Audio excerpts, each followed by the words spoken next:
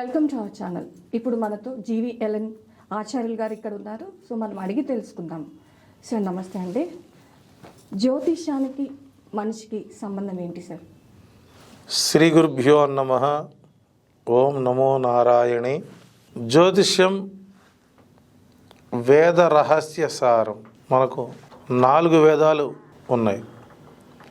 ఋగ్వేదము, యజుర్వేదము, సామవేదము, అధర్వణ వేదం. ఈ 4 వేదాలలో కూడా జ్యోతిష్య ప్రస్తావన అనేటువంటిది కొనసాగుతూనే ఉంది పరంపరగా. అయితే ఇక్కడ కృత, త్రేత, ద్వాపర, కలియుగాల్లో కూడా సృష్టి ఆరంభానికి పూర్వం యుగాన్ని ఆరంభించినప్పుడు ఇంద్రాది దేవతల చేత ఆనాడు కృతయుగానికి కానీ త్రేతాయుగానికి ద్వాపర కలియుగాలకు కూడా ఈ గ్రహాలే రాజ్య పరిపాలన చేశాయి అని చెప్పడానికి కూడా అనేక రకాల ఆధారాలు మన అంశాల్లో ఉన్నాయి. అయితే ఇక్కడ జ్యోతిష్యం కేవలం మానవుల కోసమేనా అనే ప్రశ్న వచ్చినప్పుడు, జ్యోతిష్యం కేవలం మానవుల కోసం కాదు. ఇది ఖగోళ శాస్త్రానికి సంబంధించినది. ఇది ఒక సమిష్టి శాస్త్రం.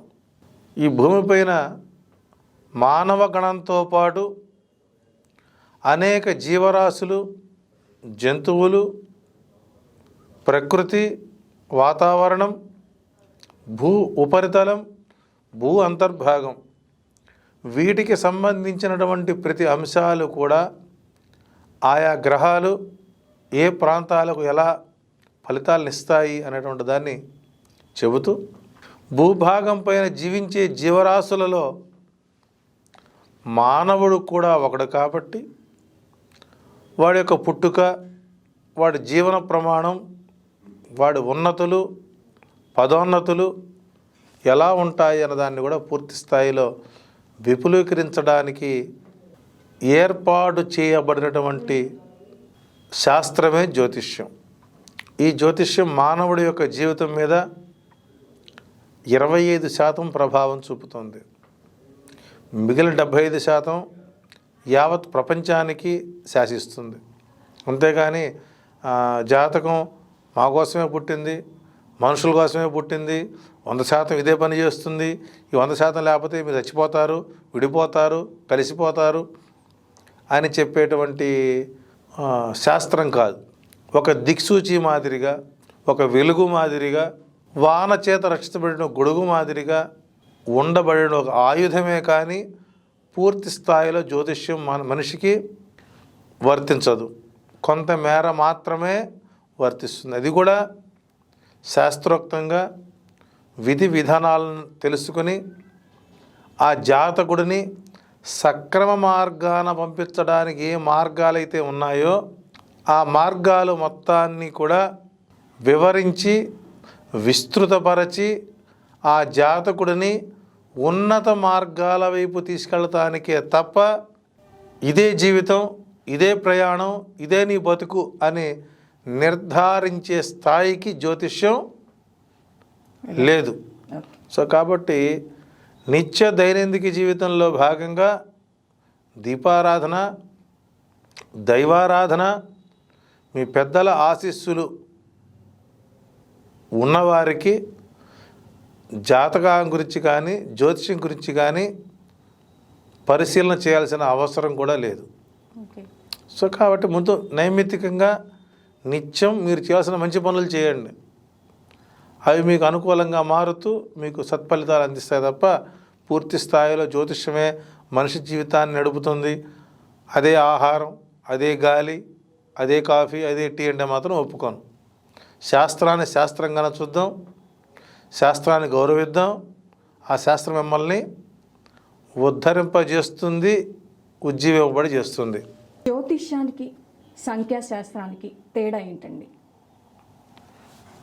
జ్యోతిష్య శాస్త్రానికి సంఖ్యాశాస్త్రం, జ్యోతిష్య శాస్త్రం అడగకుండా నీకేం కావాలో నీవు అడగకుండా నీ యొక్క ప్రవర్తన, నీ యొక్క ఆలోచన, నీ నడవడికను గమనించి నీకు సహాయ సహకారాలు అందించడం జ్యోతిష్యం.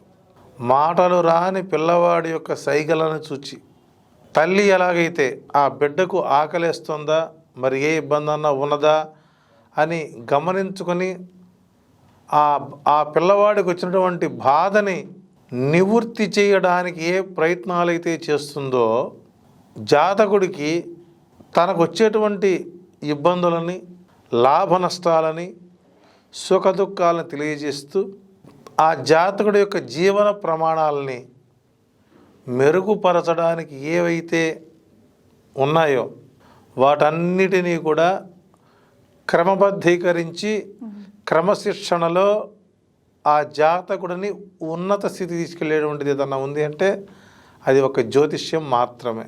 ఇక సంఖ్యాశాస్త్రం, గ్రామీణ ప్రాంతాల్లో తిరునాళ్ళు జరుగుతుంటాయి. తిరునాళ్ళు, జాతరలు జరుగుతున్నప్పుడు అక్కడ బ్రాకెట్ ఆట ఆడుతుంటారు. ఒక డబ్బాలో కొన్ని నంబర్ల బ్రాకెట్ వేసి ఎదురుగా కొంతమందిని కూర్చోబెట్టి డబ్బాలో గరడ వాయించి దొర్లించి అందులో ఏ నెంబర్ వస్తే ఆ నెంబర్ మీద డబ్బులు కాసుకున్నవాడు డబ్బులు ఇచ్చినట్టుగా ఉంటుంది. సంఖ్యాశాస్త్రం అంటే మానవుల పేర్ల మీద బతికే శాస్త్రం, అడుక్కు తినే శాస్త్రం అని చెబుతాను.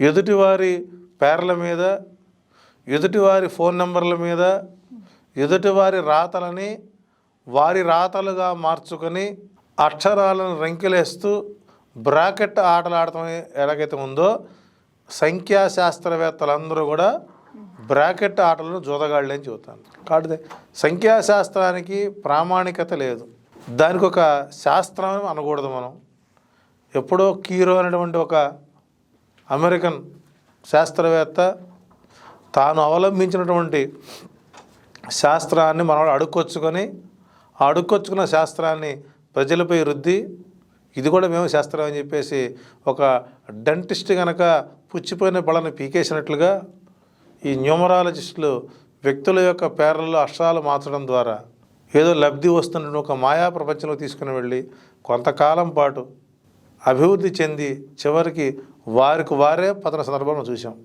కానీ జ్యోతిషశాస్త్రం ఎప్పుడు కూడాను స్థిరమైనది, ఉజ్జీవబడేది. మరి యుగాలు వచ్చినా కూడా జ్యోతిషం నిలబడుతుంది తప్పితే ప్రామాణికత లేనటువంటి సంఖ్యాశాస్త్రం మాత్రం నిలబడదు. సో సంఖ్యాశాస్త్రానికి ప్రామాణికం లేదు, జ్యోతిషశాస్త్రానికి మాత్రమే పరిపూర్ణమైనటువంటి శాస్త్రం ఉన్నది. కాబట్టి భారతదేశంలో అత్యధికులు జ్యోతిష్య శాస్త్రానికే పట్టం కట్టారు, కానీ సంఖ్యాశాస్త్రాన్ని సత్ప్రమాణంగా ఎక్కడ పరిగణించలేదు.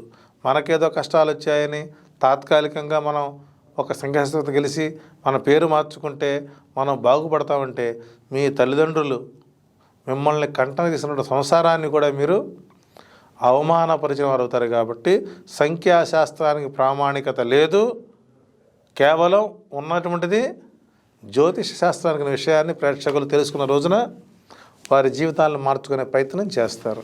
శుభం.